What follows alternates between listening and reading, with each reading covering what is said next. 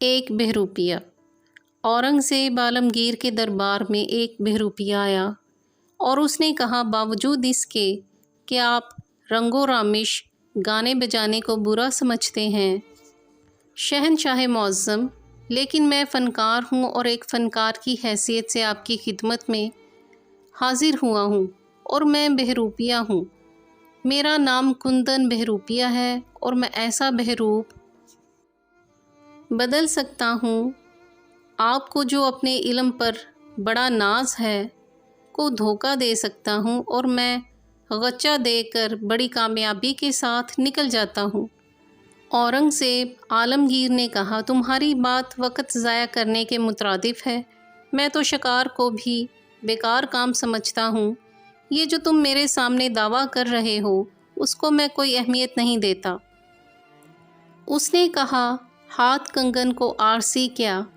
آپ اتنے بڑے شہنشاہ ہیں اور دانش میں اپنا جواب نہیں رکھتے۔ میں بھیس بدلوں گا، آپ پہچان کر دکھائیے۔ تو انہوں نے کہا، منظور ہے۔ اس نے کہا، حضور آپ وقت کے شہنشاہ ہیں، اگر تو آپ نے مجھے پہچان لیا تو میں آپ کا دینے دار ہوں، لیکن اگر آپ مجھے پہچان نہ سکے اور میں نے ایسا بھیس بدلا تو آپ سے 500 روپیہ لوں گا۔ شہنشاہ نے کہا، شرط منظور ہے۔ اسے پتہ چلا کہ اگلے سال شہنشاہ مرہٹوں پر حملہ کرے گا، چنانچہ وہ وہاں سے باپیادہ سفر کرتا ہوا اس مقام پر پہنچ گیا۔ 1 سال کے بعد جب اپنا لاؤ لشکر لے کر اورنگزیب عالمگیر ساؤتھ انڈیا پہنچا اور پڑاؤ ڈالا تو تھوڑا سا وہ خوف زدہ تھا، اور جب اس نے مرہٹوں پر حملہ کیا تو وہ اتنی مضبوطی کے ساتھ قلعہ بند تھے کہ اس کی فوجیں وہ قلعہ نہ توڑ سکیں۔ لوگوں نے کہا، یہاں ایک درویش ولی اللہ رہتے ہیں، ان کی خدمت میں حاضر ہوں، پھر دعا کریں، پھر ٹوٹ پڑیں۔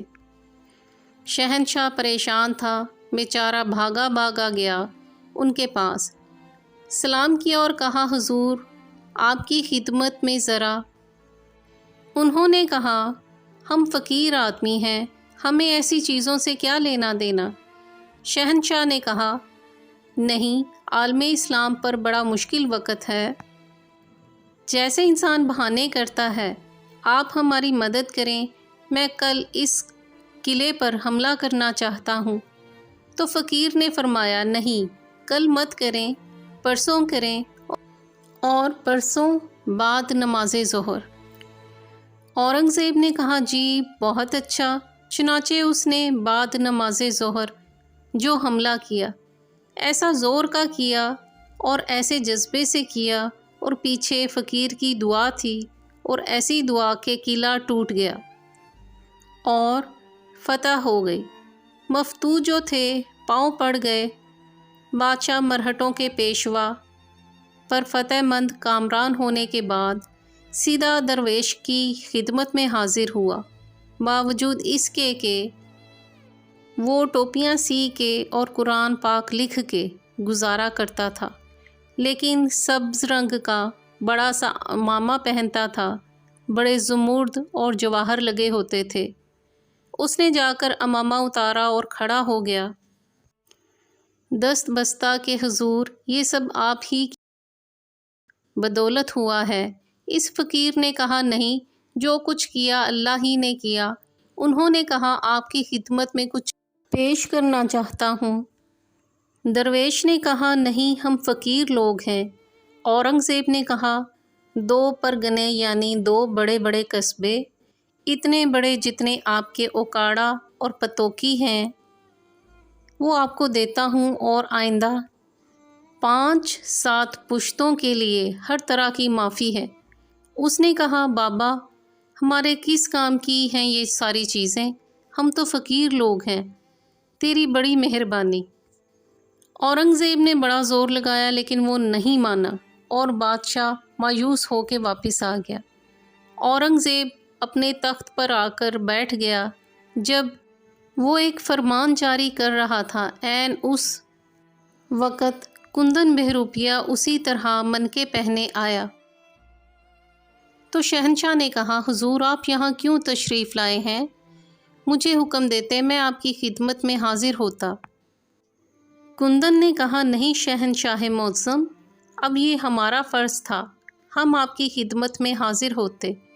تو جناب عالی میں کندن بہروپیہ ہوں، میرے 500 روپے مجھے عنایت فرمائیں۔ اس نے کہا تم وہ ہو؟ کندن نے کہا ہاں میں وہی ہوں جو آج سے 1.5 برس پہلے آپ سے وعدہ کر کے گیا تھا۔ اورنگزیب نے کہا مجھے 500 روپے دینے میں کوئی اعتراض نہیں، میں آپ سے یہ پوچھتا ہوں جب میں نے آپ کو 2 پرگنے اور 2 قصبے دیے، جب آپ کے نام اتنی زمین کر دی، جب میں نے آپ کی 7 پشتوں کو یہ رعایت دی کہ میری ملکیت میں جہاں چاہیں جس طرح چاہیں رہیں، آپ نے اس وقت کیوں انکار کر دیا؟ یہ 500 روپے تو کچھ بھی نہیں۔ اس نے کہا حضور بات یہ ہے کہ جن کا روپ دھارا تھا ان کی عزت مقصود تھی، وہ سچے لوگ ہیں، ہم جھوٹے لوگ ہیں۔ یہ میں نہیں کر سکتا کہ روپ سچوں کا دھاروں اور پھر بے ایمانی کروں۔ اشفاق احمد، زاویہ 1، بہروپ، صفحہ 10۔